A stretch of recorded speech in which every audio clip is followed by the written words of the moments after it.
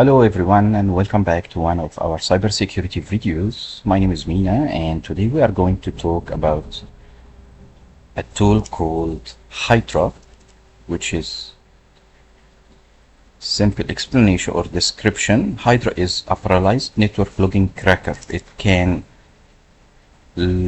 crack credentials and try to get the password out of it for many protocols like FTP, SSH, HTTP, TTPS, and remote desktop, RDP, and so on. It's using method brute force attack, and then it can get the password of credentials using these protocols on discovered machines. Examples: if you're using SSH brute force attack, you can just use this one, Hydra -L, put the username, and then specify where is the word list, or the password that contains the file, the text file that contains the password, and then specify the account, the protocol, and then the IP address of the machine itself. HTTP attack, FTP attack, and so on. This is simple description. So what the Hydra does exactly, it's when you do pen testing on a network or environment, you discover the machine, let's say Windows machine, and then you know the account on it, and then you're trying to get these password for these accounts. Using weak passwords, you're telling your clients it can be hacked or cracked. They're gonna say, yep, okay, what if we use weak password or a known password, but our staff only log into the machines internally. Nobody can connect from outside to these machines. So this is also dangerous. You're telling your clients this is dangerous. Don't use just weak password or known passwords. You have to use a strong password, and you're simulating how you can get the password using Hydra itself. So as a demo for this video, as a simulation for this video, we have let's say operating system Windows, and then there is user accounts created on that Windows, and they are enabled to remote desktop connection, remote connect to this machine remotely. And then we're using this tool to try to hack the password itself and get the password. So let's jump into the simulation.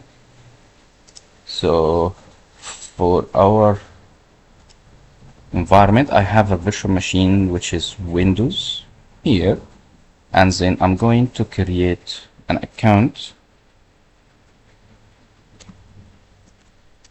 called Hydra user, and put the password 12345. Account already exists. Yep, I've created this account before, so I'm just making sure that the password is 12345. And also, if we go here, remote desktop connection settings, just making sure this account, first this machine is enabled to be connected through RDP, and then making sure the Hydra user is into the group that can connect to this machine remotely. So in this scenario, Hydra user, it's an account on this machine, and it's enabled to be remote connect into this machine from another one. Even if it's internally and using a weak password, it's dangerous for the business itself. So let me minimize this one. Let's jump now to our Kali Linux machine. So now you're doing pen testing, and you're showing your client using a weak password can be dangerous, even if it's internally. So I'm going to use the Hydra. I'm specifying the account. I'm specifying the password list or the text file that contains the password. There are lots on the internet that you can download, will contain, whenever there is password leaked on the internet, some hackers got some password and distributed on the internet. Some organizations gather all this information in text files and put it online, so you can download it and use it in your pen testing. So this one is the default one, comes with Kali Linux. It contains some known password, so that's why I'm using just a simple password for this simulation. And then we are telling the Hydra tool itself. This is RDP and this is the IP address of the machine. Let's jump back to the virtual machine, just making sure this is IP address. So the IP address is 192.168.132. And some people are gonna say, yes, you know all the information now, this is easy to get the password. Actually, when you do some pen testing on any environment, if a client or a company asks you to do some pen testing as a cybersecurity specialist, you do your scanning, you do your reconnaissance, you start gathering information through the scanning, network scanning, you get the IP address of the machine, you get the Windows machine. So this is easy to discover. I will put some other videos on how to discover and scan the network and get all these information out. But for simplicity, I'm showing you how Hydra works. I'm just getting all this information now. So we have the account, we have the IP address, and we have the protocol. Now let's try to get the password itself. So let's wait for it to run. And as you can see, it's telling you here, port is 3389. This is RDP port. This is remote desktop connection port. And on the account IP address or the device IP address, this is the login, and that's the password here. So this tool discovers the password because it's a weak password. Now let's run this sorry, this tool again. I'm gonna show you some warnings that will come up now. See here, this warning say RDP servers often do not like many connections. Use -T1 or -T4 to reduce the number of parallel connections, and also use -W1 or -W3 to wait between connections to allow server to recover.